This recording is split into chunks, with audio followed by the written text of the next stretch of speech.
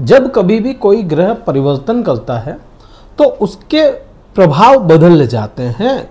कि जैसे शनि ग्रह ने अभी कुछ दिन पहले परिवर्तन किया तो शनि ने अपने प्रभाव सभी राशियों से बदल दिए। जैसे मीन राशि में भी शनिदेव ने परिवर्तन किया, अभी जैसे शनिदेव ने मीन में ही परिवर्तन किया तो मीन के लिए प्रभाव बदल चुके। हाँ, 7.5 अभी भी चल रही है, वैसी ही है, कुछ प्रभाव बदले हैं शनिदेव के। तो वो तो अपने को समझ में आता है कि जिस राशि में कोई ग्रह जाएगा तो सबसे ज्यादा प्रभाव उसी राशि पे पड़ेगा। दूसरी राशियों पे प्रभाव बदलेंगे लेकिन अधिक असर कहां पे होगा, जिस राशि में वो विराजमान है। एक चीज तो ये। दूसरा, कोई ग्रह परिवर्तन के साथ में जब युतियां बना लेता है तो उस युति का भी प्रभाव उसी ग्रह पे पड़ेगा सबसे ज्यादा अधिक जिसमें उसने युति बनाई। जैसे मीन राशि, आज के समय में मीन राशि ने शनिदेव ने जो परिवर्तन किया उसके बाद में मीन राशि पे प्रभाव कई सारे बदल गए और करीब 5 ग्रह हैं जो यहाँ पे मीन राशि में विराजमान है। अब बात इन 5 ग्रहों की नहीं है, बात यहाँ पे है शनिदेव ने राहु के साथ में जो युति बना ली, जिसे आम बोलचाल की भाषा में पिशाच योग, प्रेत योग या भ्रमित योग का नाम दिया गया। ये क्या प्रभाव लेकर के आएगी? सबसे बड़ी बात तो यही है, सबसे बड़ा जो भ्रम फैला हुआ है या जो संशय है वो इस युति का ही है कि ये प्रेत योग, श्रापित योग, पिशाच योग, ये क्या प्रभाव लेकर के आ रहा है। आप देखिए 5 ग्रह हैं यहाँ पे, तो हमें दूसरे ग्रहों का भी पर्सपेक्टिव देखना पड़ेगा कि दूसरे ग्रहों की स्थिति क्या है और इन 2 ग्रहों की, राहु और शनि को भी समझना पड़ेगा। तब अपने को समझ में आएगा कि ये युति क्या सच में उतने बुरे प्रभाव दे सकती है जितने बुरे प्रभाव अपने को बताए गए हैं। अब सबसे पहले समझें, कोई भी ग्रह जब परिवर्तन करता है 0 डिग्री से ही करता है। एक बात, कोई भी ग्रह परिवर्तन करेगा तो 0 डिग्री आएगा, फिर ही तो वो आगे बढ़ेगा। दूसरा, शनिदेव ने परिवर्तन किया, शनि ने 29 मार्च को परिवर्तन किया, बड़ा परिवर्तन था। ये बहुत लंबे समय बाद हुआ है ऐसा परिवर्तन कि भाई मीन राशि में 30 साल बाद में आए हैं शनिदेव, तो 30 साल का ही इनका वो टाइम होता है, तो 30 साल बाद में ही आने। ठीक है, तो यहाँ पे ये भी चीज होगी। अब राहु को देखना पड़ेगा क्योंकि राहु के साथ ही तो है शनि की मेन युति, जो ये योग बना ये राहु के साथ है। राहु ग्रह को देखो तो 17 मार्च को, 18 मई तक रहने हैं राहु, लेकिन 17 मार्च को राहु ग्रह ने नक्षत्र का परिवर्तन किया। आज के समय में राहु 3 डिग्री के आसपास है, मोटा मोटी तौर पे 3 डिग्री के आसपास। किस नक्षत्र में है वो देखें। ये दोनों ही ग्रह, राहु और शनि, बृहस्पति के पूर्वा भाद्रपद नक्षत्र में है।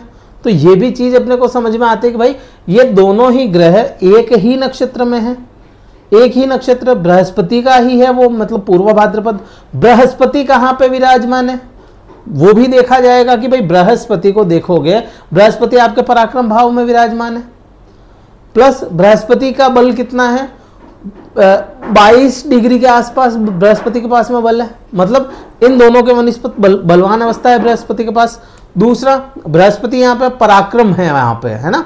अब यहाँ पे देखो कि भाई ये बलवान अवस्था में नहीं है। शनि ग्रह जो है, कोई भी ग्रह को बलवान अवस्था कब प्राप्त होती है, 5 डिग्री 4 डिग्री से ऊपर जाएगा, 5 डिग्री 6 डिग्री के बाद बलवान अवस्था है। कोई भी ग्रह 5-6 डिग्री से नीचे होगा तो भी बलहीन अवस्था ही हो गई, बलवान नहीं है वो। तो राहु ग्रह भी बलवान नहीं है, बलहीन ही हो गया। अब यहाँ पे देखें कि भाई आने वाले समय में बलवान होंगे। हाँ बिल्कुल, शनिदेव जो है वह बलवान अवस्था को प्राप्त करेंगे। कब करेंगे? 14 या 15 मई के आसपास, 14-15 मई के आसपास 5 डिग्री प्राप्त कर लेंगे। अब 14-15 मई को शनिदेव जब बलवान हो रहे हैं, अब शनि को देखो तो ये बढ़ते क्रम की तरफ है और राहु को देखो तो ये घटते क्रम की तरफ है। राहु वक्री चलता है तो 3 से 2 जाएगा और 2 से 1 और 1 से 0 जाएगा। तो अब 14 मई को इसको ये बलवान अवस्था को प्राप्त करेंगे शनिदेव, और 18 मई को राहु ग्रह जो है वह परिवर्तन ही कर जाएंगे। तो ये अपने को क्या समझ में आता? सिंपल सी बात है ना कि भाई दोनों के पास में हाँ युति बन गई, दोनों के पास में बल नहीं, तीसरी बात की सबसे बड़ी इंपॉर्टेंट बात, इनका जो स्वामी बना आज के समय में, इस नक्षत्र का जो स्वामी है वो बलवान अवस्था में अभी फिलहाल तो है। तो अभी फिलहाल होने की वजह से ये युति जो है वह निष्क्रिय सी हो गई। इस युति में दिखने को तो ये बहुत बड़ा पहाड़ है, लेकिन उस पहाड़ में वजन नहीं है। दिखने को तो ये एक बहुत अच्छी तलवार है, लेकिन उसमें धार नहीं है। दिखने को ये गन है, उसमें बुलेट नहीं है। बात यही है, युति तो बन गई लेकिन युति में बल नहीं है। अब यहाँ पे केवल इनका तो अपन ने देख लिया कि भाई इनके पास में बल भी नहीं है और ऐसा कुछ यहाँ पे है। अब यहाँ पे और चीज को अपन देखें, यहाँ पे कौन सा ग्रह बैठा है? यहाँ पे आप देखो शुक्र ग्रह अपनी उच्चतम अवस्था में है। शुक्र ग्रह इनके इस चार्ट के लिए, मीन राशि के लिए क्या है? अष्टम भाव है। अष्टम भाव क्या है? अष्टम भाव वो कष्ट है जो है लेकिन दिखेगा नहीं, जो महसूस होगा लेकिन दिखेगा नहीं, वो पहेली है जिसका आपके पास में जवाब नहीं। ये अष्टम भाव है। अब यही आप देखो कि आपके पराक्रम भाव का स्वामी शुक्र ग्रह जो उच्च का हुआ बैठा है यहाँ पे, ये चीज तो है, लेकिन पराक्रम भाव का स्वामी भी तो यही है ना। और बृहस्पति कहाँ है? यहीं पे है, मतलब विपरीत राजयोग में बैठे हैं बृहस्पति और शुक्र। तो इस वजह से ये युति पिशाच योग, ये श्रापित योग, प्रेत योग या भ्रमित योग बना जरूर, प्रभावशाली नहीं होगा। क्यों नहीं होगा? एक तो इनमें बल नहीं, दूसरा इस जिस नक्षत्र में है उसके स्वामी बलवान अवस्था में, तीसरी बात परिवर्तन राजयोग में बैठने की वजह से इन दोनों ही ग्रहों के जो आचार्य हैं शुक्राचार्य, वह अपनी उच्चतम अवस्था में हैं, तो इन्हें बुरा असर नहीं करने देंगे। सबसे बड़ी बात। अब यहाँ पे आप देखो, अब एक चीज यहाँ पे आएगी कि इस समय में जब तक ये सूर्य यहाँ पे विराजमान है ना, तब तक आपको अनजाना भय, अनजान शत्रु आपको परेशान कर सकते हैं। जॉब में आपको डिफिकल्टीज आ सकती है, ये चीज तो यहाँ पे बनती है। अब ये है ना, कब तक बनी रहेगी? 14 अप्रैल तक ये बनी रहेगी। 14 अप्रैल को जब सूर्य ग्रह परिवर्तन कर जाएंगे यहाँ से, तो आपको प्रभाव बदल जाएंगे। यहाँ पे यही अपने को समझ में आता है। क्या और क्या प्रभाव है इसके? अब राहु जैसा ग्रह है, अब वह कमजोर अवस्था में जा रहा है, तो कमजोर अवस्था में जा रहा है तो आपके जीवन के जितने भी भ्रम थे वह कम हो जाएंगे। आपके पंचम भाव को लेकर के प्रेम जो संबंध थे उनमें आपको सही फैसले, या कहें कि भाई प्रेम संबंधों में आपके संशय थे तो वो क्लियर हो जाएंगे, क्योंकि राहु कमजोर हो गया, जल्दी ही परिवर्तन कर जाएगा। फिर देखोगे संतान सुख मिलने के योग भी बनते हैं, कंसीव, और वैसे भी अगर संतान है तो वो आपको गौरवान्वित महसूस करवाए कुछ कार्य ऐसे करके, वो भी यहाँ पे बनता है। जो विद्यार्थी हैं उनके लिए भी सही समय आ रहा है, धीरे धीरे उस अच्छे की तरफ चल रहा है यहाँ पे।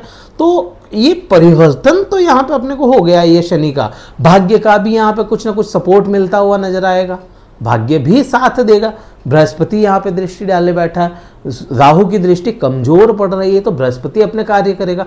तो कुल मिलाकर के स्थितियां कंट्रोल में रहनी है, बहुत ज्यादा आउट ऑफ कंट्रोल नहीं होना आप पे, मीन राशि वाले जातकों पे। हाँ, शनिदेव है तो शनिदेव का प्रभाव जो 7.5 का मध्यम चरण है, उसका प्रभाव आपको मई महीने के बाद देखने को मिलेगा। अभी न्यूट्रल सी चीजें हैं, अभी केवल और केवल इतना ही समझना है अपने को कि ये युति बुरा असर नहीं कर रही, अपने कर्मों पे अधिक ध्यान देना है आपको। और पहले ही कह दूं, ये जो अभी परिवर्तन हुआ शनिदेव का, यह आपसे अधिक मेहनत करवाने वाला होगा, बहुत अधिक मेहनत करवाएगा, क्योंकि शनिदेव की तीसरी दृष्टि मेहनत के भाव पे जा रही है। मेहनत अधिक करवाएगा, कर्म आपसे अधिक करवाएगा, तब जाकर के लाभ की स्थितियां बनेगी, अदरवाइज परेशान हो जाओगे। शॉर्टकट किसी प्रकार के ना अपनाएं। अभी सबसे सही उपाय तो यही है, किसी भी प्रकार का शॉर्टकट ना अपनाएं। और इस समय में बृहस्पति की आराधना बहुत जरूरी है आपके लिए।